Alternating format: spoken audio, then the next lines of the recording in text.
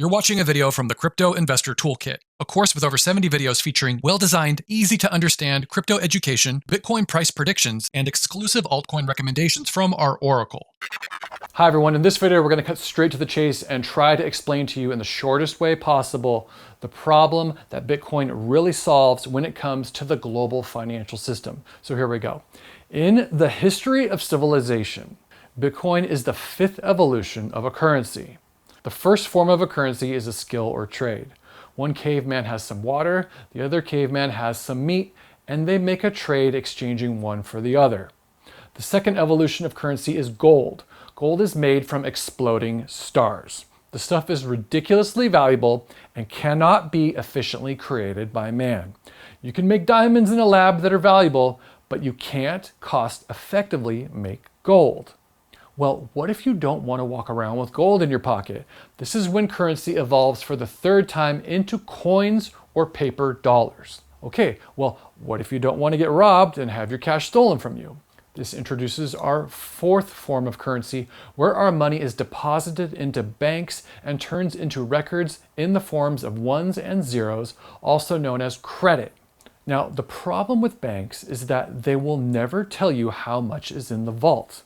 They'll show you how much you have, how much you spent, what you bought, and who you bought it from. Enter the fifth evolution of currency. Bitcoin is essentially like a decentralized public bank that has the reverse transparency of the traditional banking system. Now, what do I mean by that? Well, unlike a traditional bank, Bitcoin shows you how much is in the vault.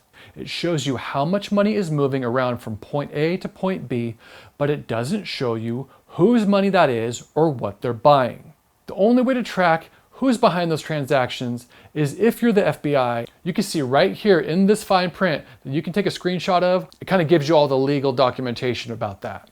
Now, since there is only a limited supply of 21 million Bitcoin that can ever exist, and because 19.7 million of these are already in circulation, one of the things that drives this asset to increase in value is the fact that it becomes 50% more rare every 4 years. Now, what do I mean 50% more rare? There's an event called the Bitcoin halving, which triggers code built within Bitcoin's foundation that creates a 50% decrease in the ability to mine a Bitcoin every 10 minutes. Since this essentially causes Bitcoin to become increasingly rare, it tends to have the opposite effect of inflation.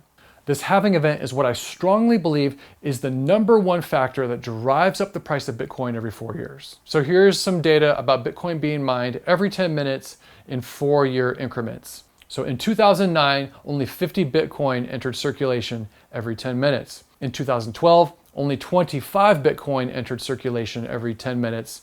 In 2016, 12.5 Bitcoin were mined every 10 minutes. And in 2020, 6.25 Bitcoin entered circulation every 10 minutes. So Bitcoin just had its halving date in April 19th, 2024. So you can now only mine 3.125 Bitcoin every 10 minutes. So what do I mean by mining? What the heck is that? Well, it's how a Bitcoin is essentially dug up. There's only 2 ways to get a Bitcoin. You can buy one from someone who already has mined one, or you mine one yourself using a ridiculously loud one-trick pony supercomputer called an Antminer.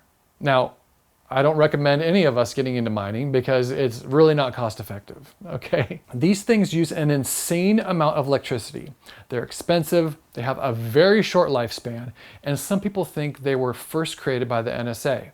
In other words, don't bother trying to mine Bitcoin. It's not really worth the energy. Your only option realistically is to buy one. But at least now you understand some vital background about this stuff. So if it becomes 50% more difficult every 4 years to mine a Bitcoin, what is mining? Well, I'm glad you asked. Let me give you a very simple example. So let's use Visa as an example.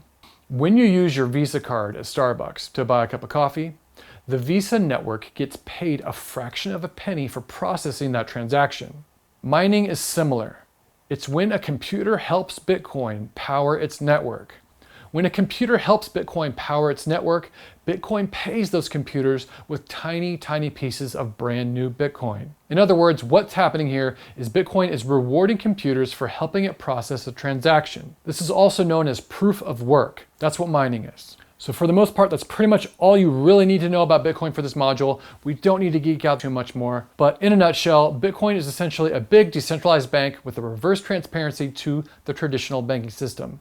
You can't shut it down because it's made up of millions of computers all over the world, and you can't hack it because for every transaction, it has hundreds of computers checkmating each other, making sure each other isn't lying. It does this by having millions of computers on its network keep a record of every transaction ever made. That's a quick way to explain it. Anyways, guys, that's all for this video. Thanks for watching. Remember to reflect on what we've discussed. I'll see you in the next one. Are you interested in more detailed market analysis?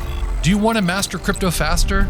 Use our Ultimate Crypto Launchpad with over 70 videos to excel through 4 training levels and combine your new skills with our Bitcoin price prediction analysis for 2025.